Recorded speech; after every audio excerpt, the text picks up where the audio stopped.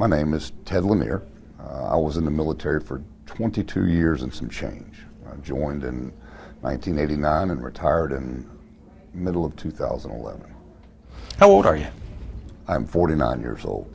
I was an 18 Bravo weapons sergeant. I was assigned to 3rd Special Forces Group and also did several years in 1st Special Warfare Training Group. 3 combat deployments to Afghanistan, 2 to Iraq, and numerous other small places throughout the Middle East. Describe yourself, describe Special Forces. These people, they're tough. We are. They kind of call us a person with a type A personality. Again, like I said, we're problem solvers. We're able to think on our feet. There's an old phrase called, think outside the box. In other words, using an unconventional mindset for an unconventional environment. And I think to be able to do those things sets Special Forces soldiers aside from others. So tell me about your addiction. My addiction.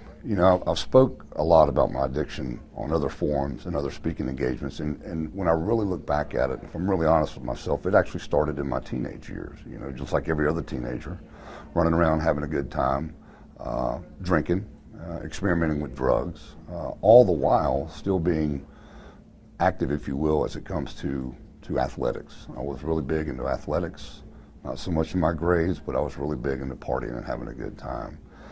And that's all part of growing up, I think. Not to say that it's right, unfortunately, it was just part of the way I grew up. And the bad thing is eventually drugs and alcohol took over every single waking moment of my life. Throughout my early 20s and the 90s, drinking was an everyday process for me and continued to be an everyday thing until February of 2017. Somewhere along the line, I received some dental surgery, and I'll never forget the day I had dental surgery. It was before Desert Storm, and I tell this story often. I was prescribed an opiate medication, and the crazy thing is, just like the first time I drank alcohol and really enjoyed the effect, I really enjoyed the effect of that opiate. To me, opiates produced a feeling and effect that is almost indescribable as it pertains to euphoria. To me, they were all uppers. I talk about how I'm an amped up guy. So an amped up guy like me induces things like that. On top of alcohol, it literally sets me to another level. And I absolutely fell in love with that drug and the rush and the feeling that came along with it.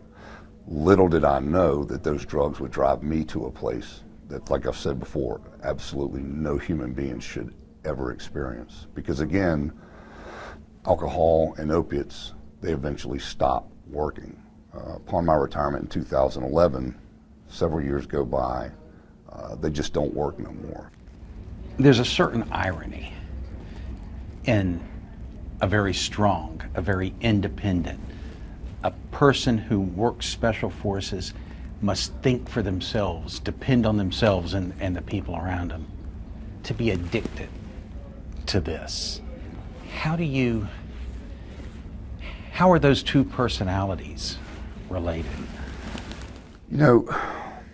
For the most part, I would like to sit here, and I feel in my heart that the majority of my career in some of the most stressful situations was me of sound mind and body.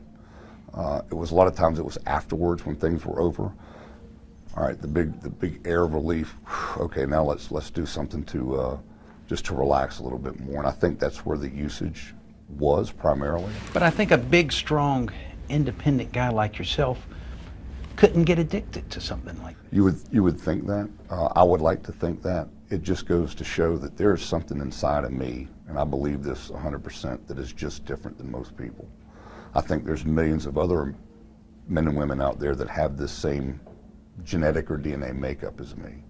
For me, I wish I could have done things without them. There was just something inside of me that grabbed hold of me. I just wish I could explain a little bit more, but I really liked the way they made me feel. I really liked what drugs and alcohol did to me. I wouldn't wish it on anybody in this world. No way, no how would I ever wish this on anybody. But it was just something that I think about that. Could I have been better had I not been on drugs and alcohol?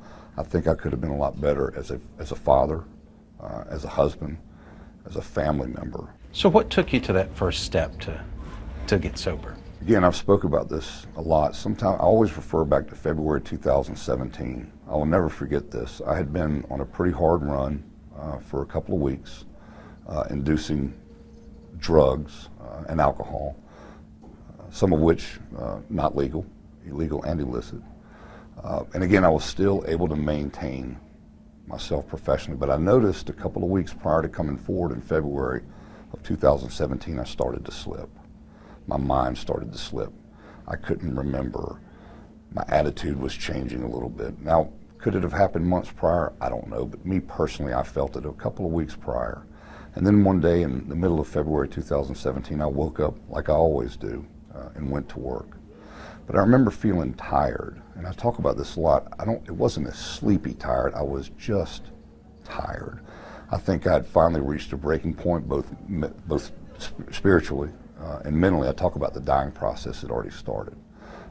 I had tried to attempt suicide twice over the course of about 6 or 7 months prior, and each time I fortunately woke up. But that day I just felt off. Something wasn't clicking. And I remember talking to a good buddy of mine, Dave Murray, at work, and I said, Dave, man, something's not right with me. And he asked me, so what exactly is it? So I go on this short dissertation about what I had been doing. And instead of judging me, he looked at me and he told me, he said, Teddy, it's going to be okay. We can get you the help you need. Everybody goes through things like this. You can get through this. And I always say that I took those words to heart. And I know Dave really meant those, but I was too far gone for words. I needed action. And I go on throughout the day. And I never forget, we're going to do some shooting instruction. And remember, I speak about how I was untouchable professionally and a train wreck personally. So for the first time in my life, I'm out there doing my job, and I went to draw stroke my gun, and I couldn't pull the trigger. For the first time in almost 30 years, I could not do my job. And right then and there, I knew that hidden personal life had finally collided with the only thing I had left, which was my personal life. At that moment, I took my gun belt off. I went up top, talked to a few people that I work for, and admitted that I have a huge drug and alcohol problem, and I am a bona fide alcoholic drug addict, and that I've got to get some help, or I will not live to see another day. What was the help? Now, me being the kind of guy that I am, with the background that I have, I knew I couldn't go just to any old place. I couldn't go to a place where there was court appointees in there, people that were non-type A type folks. Primarily at the time, all I thought was veterans. I thought, where can I go where there'd be some other veterans there, some other guys that understand and speak my language. And I was scrolling through social media, and I came across this place called Warrior's Heart. And it kind of caught my eye for a minute, and they had been around for a little over a year. They were brand new. And the thing that caught my eye about Warrior's Heart was that they specialize primarily in drug and alcohol addiction, PTS, and mild traumatic brain injury. And they only serve or support or have at their facility veterans and first responders being law enforcement, firefighters, EMTs, paramedics, the warrior class. And I thought, that's something that I can relate to. Eventually I show up to Warrior's Heart on April 20th, 2017. And thus started my fight for life. And April 20th this year will be 2 years clean and sober. Congratulations. Thank you. For somebody like me with my background, there's always been a stigma attached to alcoholism and drug addiction, as well as PTS. PTS is one way to call it. I refer to it, I like to refer to it more as unprocessed trauma, but there's a stigma attached to it, and the fact, sometimes in the past I've noticed, and it's been said that people come forward, it's a sign of weakness. I think the public opinion has started to turn over the years away from that stigma, and that's a good thing. But as a individual who has suffered from this myself, this is what I want to do, because I've been given such a great gift. Who am I to hold this gift? I need to pass this gift forward to others. And if it takes putting my story out there for the world to see, then I'm willing to do that. I'm not going to sit here and tell you that I can save every single person I come into contact with, but I will tell you this, until my last breath, I'm going to attempt to save as many as I can. And if I only reach one, then mission complete. But it is my mission in life, A, to live the life that I deserve, to live the life that I earned and that I received by using the tools that I was taught at Warrior's Heart. And again, just to continue to pass this forward and to help the next veteran, first responder, or anybody for that matter that is struggling and doesn't see any way out, because I'm here to tell you there is a way out. You've just got to be willing to go for it. Thank you, man. Thank you, Richard. I really appreciate you having me here. Like I say, I get emotional, but that's what it takes. You know, it's if that's what it takes, then that's what it takes.